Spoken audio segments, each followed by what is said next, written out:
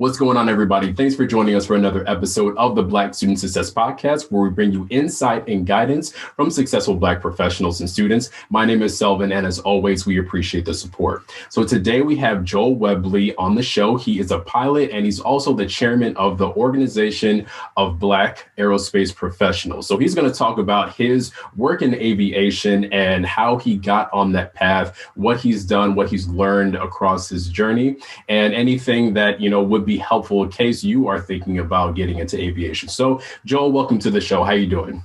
I'm doing well. Thanks for having me. Glad to be here. Yeah, thank you. Thank you. So we're going to start the show how we always do by asking, who is Joel Webley? Wow, Joel Webley. All right. Well, Joel Webley, as you said, is a pilot. Joel Webley is a dad. Joel Webley is a military member and the current chairman for the Organization of Black Aerospace Professionals. I got my start in aviation early on. Really, it was high school time frame. My dad was sort of as a bucket list, wanted to learn how to fly. And while he did learn how to fly and he got a private pilot license, for him, what was just a temporary thing for me became, a lifelong career opportunity. So I started flying when I was in high school. I stuck with it. I had some good mentors. I had some good people in my life to kind of help me keep me on the right path. And through college, flying in college, and then eventually joining the military, I've flown corporate aviation. And where I'm currently at is FedEx Express as a pilot there. So I've done a little bit of everything. I've worked in the corporate world with General Electric as part of their flight department. And then now, as you said, I find myself as the chairman of OBAP. So nice. So it sounds like you've gained a lot of experience and that had a lot of backing even before kind of jumping into it. So that's going to be really cool to get into. And then also thanks for your service as well. So what was that support system like growing up? You mentioned your dad, and that was kind of probably the starting point. And then you've had mentors along the way and people to kind of show you, the ropes and, what you can do. But what exactly did that look like as you were growing up? Yeah, well, the foundation of all of it, honestly, was on my dad's side of the family. They were children of Jamaican immigrants. And, any of the viewers out there or listeners out there that know anything about the Jamaican culture, it's one where hard work is expected within the family. And that work ethic translated to my father. He was the main motivator to get me into aviation and more broadly, get me on a career track where I could excel and be proud of it and work hard and do all of those sorts of things. I had great parents growing up. Both of them were involved in my life. Like I said, my dad was my main role model early on, and later through high school. One of my science teachers actually connected me with another person who had become a lifelong mentor of mine. And eventually, when I went to Western Michigan University to study aviation, that same person, his name was Tony Dennis, another OBAP member, former board member of OBAP. He played a huge role in connecting me with other mentors and other people that would eventually guide me towards different things, whether it be my military career or ultimately my airline pilot career. So, like I said, sort of a broad range through school, through family, through friends even. I had a lot of good people involved in my life. Good. Yeah. And it sounds like you utilize all those different circles, with, luckily that you had that opportunity of just being connected to somebody from your teacher, who has nothing to do with aviation, but being able to have that type of support, and then like you said, having both your parents, being involved and really pushing you, that I'm sure must have felt good, kind of getting through, and then maybe even looking back in retrospect to see, how those things kind of push you farther. Yeah, absolutely, and the big thing too is. For the listeners out there that might be getting themselves ready for a career, You don't necessarily know who's going to be your mentor. The two people that really got me on this path, neither of them were pilots. Neither of them were, really aviation. One of them was my science teacher, and he just recognized it in me through interactions in class that I was interested in aviation. But just the way my brain worked, he knew that it was going to be something good for me. He didn't know how I would get there, or what was going to be the path, but I think he recognized that there was something in me that was passionate for it. And then just through his own personal contact, I believe it was they were brothers, connected me with a person ultimately who I would work for at the university, and everything would branch out from there. And again, he was an educator. At the time, he was director of student services.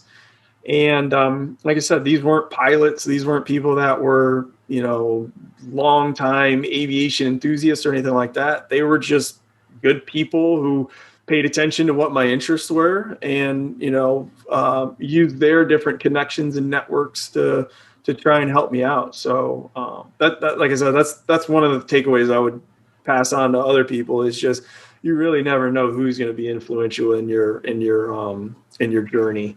Absolutely. It's not always going to be the CEO of some company, or a fellow pilot or whatever. That's going to be the one that puts you on the right path. Yeah, absolutely. Great point to make. Now, when it comes to the different careers or kind of variations of working in aviation, I can imagine it's not all just flying in the air. There might be some other aspects that, whether students are kind of looking at that or not, they should be at least made aware of those different types of things. So in your experience, or just your knowledge base, what types of variations of kind of working in aviation have you found and seen?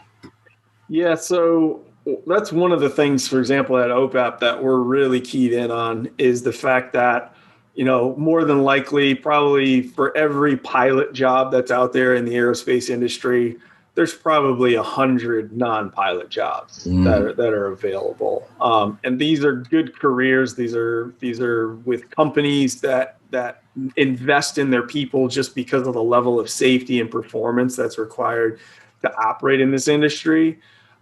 There's really no bad jobs. Some of the big ones that jump out at me right now that are really growing, and that I think are going to be really, really revolutionary in certain ways, especially when you talk about like sort of the stereotypical roles that underrepresented people tend to find themselves in. There's going to be new career opportunities out there in this industry that weren't possible in the past, and it's going to make it more accessible. And the two big ones are in software. We're seeing the rise of autonomous vehicles that use things like artificial intelligence and machine learning to do all kinds of things that were never possible in the past. If you pay attention to SpaceX, or we just saw Jeff Bezos ride into space on a Blue Origin vehicle. That's one area that's going to be huge. All of the associated things, whether it's engineering, whether it's finance, product design, marketing, you name it, all of those things are needed. So that's one big area. And then the other one is with unmanned aerial systems. So drones. Drones are going to become such a common part of our world in the next 10 years.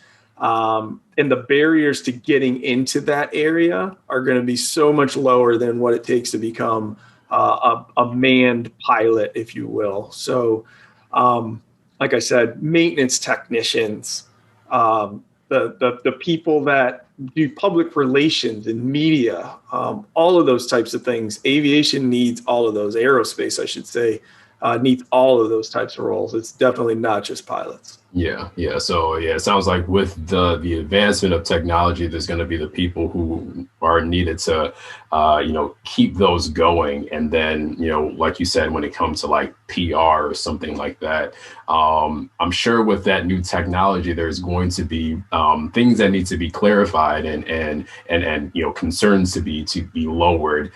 So with somebody who has really good communication skills, so it's good to know that those are going to be some growing spaces, within this field. So thanks for pointing that out.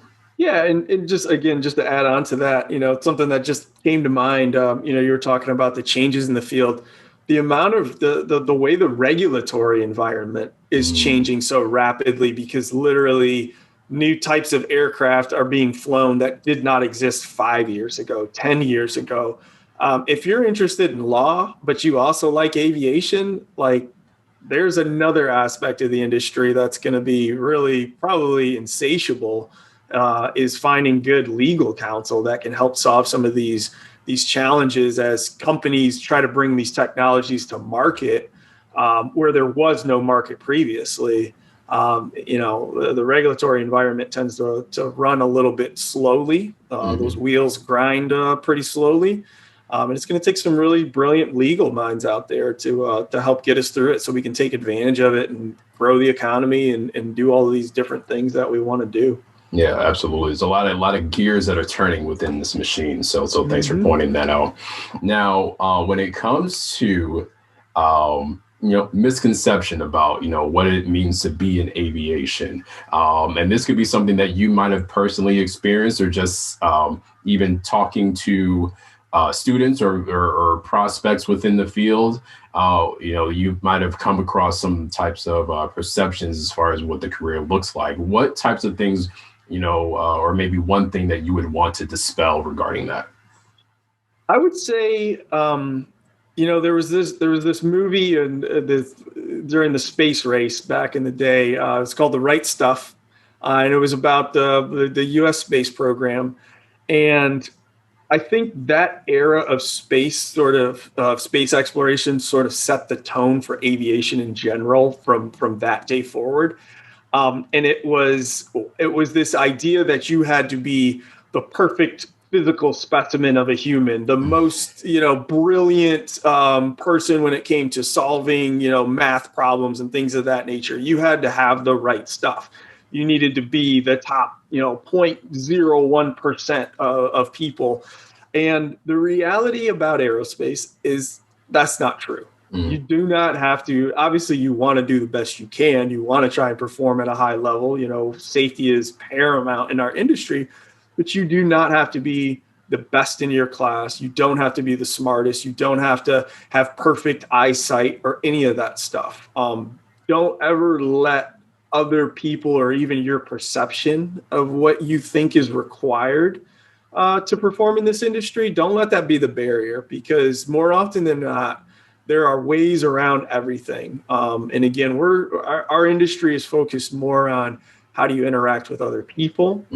How well can you work through different types of problems? How well can you leverage teammates to solve problems? Maybe you're not the person that will solve the actual problem, but if you can connect a team that can solve the problem, you're still adding value. You don't have to be, a rocket scientist to do any of this stuff. So don't let people tell you no, and don't tell yourself no just because you're not necessarily the best or the brightest or what have you. Yeah. You beat me to the punch. I was going to say it's rocket science, but not always rocket science. So I'm not a rocket scientist. I'm definitely not. There you go. And, full disclosure, I think it's important, especially for students out there. High school, my grade point average was a 2.8. I was a C student. I was not the top of my class in all of these different areas, but the biggest thing is just showing up, putting one foot in front of the other, and putting in the work. That's what really sets you apart is who's putting in work versus who's got all of the natural gifts and abilities. Yeah. And I'm glad that you highlighted just having soft skills, because we always hear about that, and that's kind of what employers are looking for. And then, this space is no different than that, having like the example that you brought, if you're able to, get the right people together to, achieve that goal, then, that puts you in a position, or puts you in a marketable position at least, to be a part of a team, where you might not be the most tech savvy person, but you have an idea of what needs to happen to be successful. Absolutely. There you go. Cool. So now what advice would you give to a Black student who's trying to get into the space? I love the fact that that this organization exists, and, you've had, probably, beyond the being the chairman, of the organization, you probably had some roles and some interactions just with the organization itself. You guys got a conference coming up. What advice would you give to a Black student who was looking to get into the space who might have some reservations? The main thing is just it's really about the work. It's about what you're doing, what you're bringing to the table, what value are you adding to whatever organization that you eventually become a part of. Again, don't let your preconceived notions about this industry stop you from wanting to be a part of this industry. It's no surprise that, or maybe it is a surprise, but this industry is not super diverse. It's still very predominantly white males as far as the demographic goes. But over the last year especially, and even prior to that, there's been a real awakening, at least in the U.S., about diversity and what diversity can do for the bottom line. I just testified in a congressional hearing about diversity, and Congress now is even keyed into what can we do to make the aerospace industry more diverse. Because the reality is that companies that are more diverse, they financially outperform companies that are less diverse. So whether you look at the aerospace industry and you see, whether it's videos or, commercials or things like that, and you don't see an industry that's necessarily reflective of you, don't let that be a deterrent for you wanting to get into it. If you care about this or if you care about this this type of work, this industry, then don't let anything stop you. So much has changed in the past, several decades, and a lot of the usual things that you would talk about when it comes to being Black. A lot of those problems have been met head on by people that came before me, for example. OBAP was started 45 years ago by basically Black pilots that didn't have a support network. There was nobody for them to go to talk about these unique challenges that they were facing, or even just to share their experiences with each other so that they didn't feel isolated. Students now, you have OBAP, you have NGPA, you have Women in Aviation. There is no reason anymore for you not to get into this business and have a seat at the table and feel comfortable and feel confident in it. So don't let anybody tell you no. Don't tell yourself no. That's the bottom line as far as what I'd tell Black students. Awesome. Yeah, it's nice to know that all of that development has happened over the course of the years, and any of those reservations can be met with these organizations. Even if it's just reaching out just to ask a question, I'm sure you and all the other members and the other organizations are more than happy and willing to just answer a question or just be of some type of support. So it's good to know that those things are out there. Yep, absolutely. Awesome. So with all the experiences that you've put together and had, how would you define success? What does that exactly look like to you with all the things that you've done and experienced? Yeah, this is a great question. And the thing that I tell people about what does success look like, success is being in the position to make your own choices. That's success. Maybe that's money for you. Maybe that's making a whole bunch of money and gives you access to a bunch of experiences or things.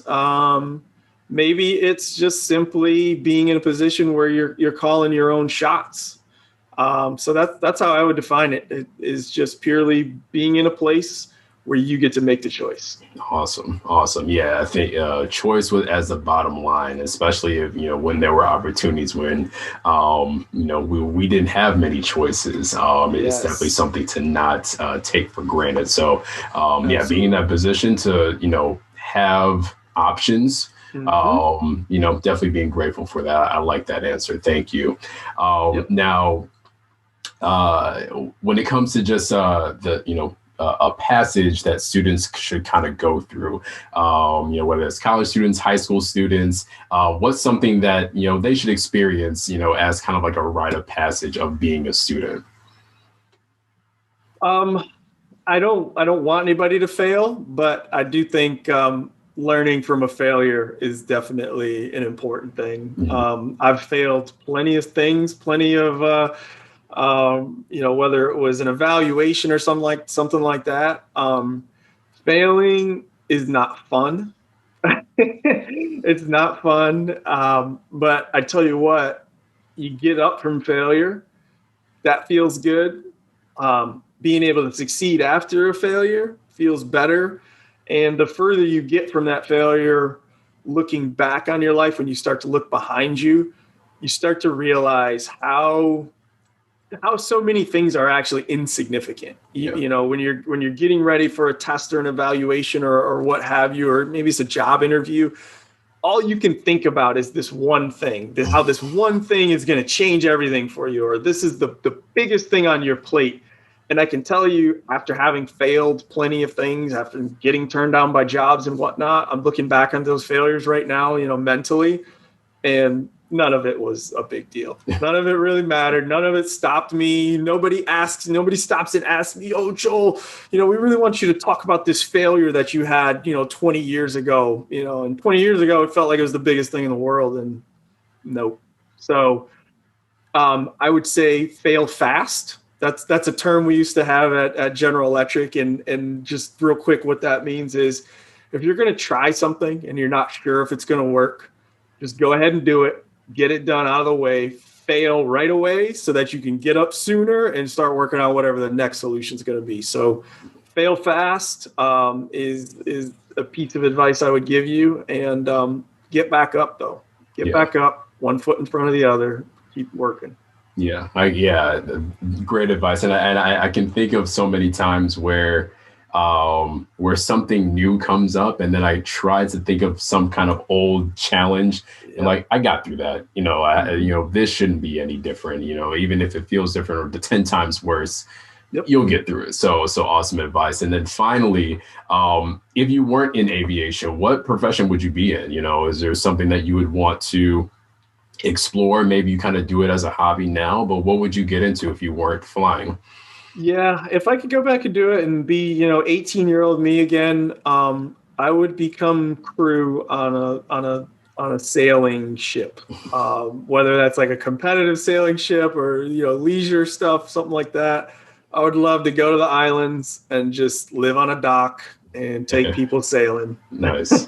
I wish I could do it. There you go. Oh, well, there's still time, right? Hopefully. Unfortunately, I got a bunch of people that all need me to be on conference calls, and I've got 2 little kids that need me to be dad and whatnot. So yeah, maybe that's what I would do. Yeah, maybe sometime down the road, maybe. There you go. Well, Joel, that's all I got for you. Thank you so much for your time and sharing your experience. I'm gonna give you the floor if you have anything that you want to plug or any last words for the listeners.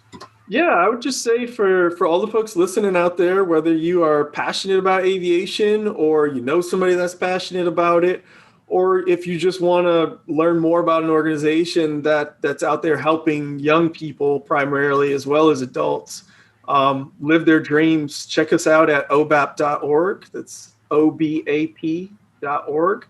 And have a look at what we're doing. Like you said, we've got a conference coming up. We do youth programs around the year, and we're just trying to help students and help people have choices, have options. So thank you for having me. There you go. No, thank you for being on. And thanks to everybody who's been watching and listening today. Don't forget to follow us at Inquire Higher on Facebook, Twitter, and Instagram. And we've got our website, inquirehigher.com. We've got a lot of great information there, and our newly opened online community where we try to connect both Black students and professionals to have them build more connections more directly. So definitely check it out. Reach out to us if you have any questions. But until next time, peace. Peace.